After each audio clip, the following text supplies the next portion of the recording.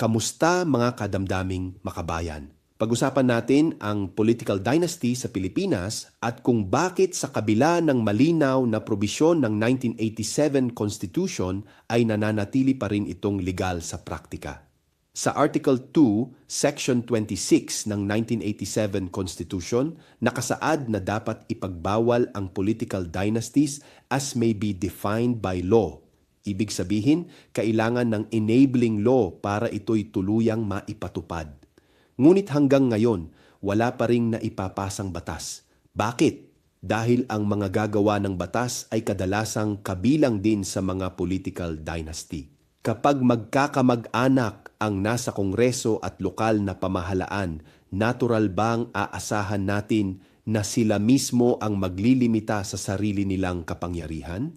Hindi lang ito usapin ng apelyido, usapin ito ng pantay na oportunidad. Kapag iilang pamilya ang paulit-ulit na nasa poder, nasasakal ang pagkakataon ng ordinaryong mamamayan na may kakayahan ngunit walang makinarya.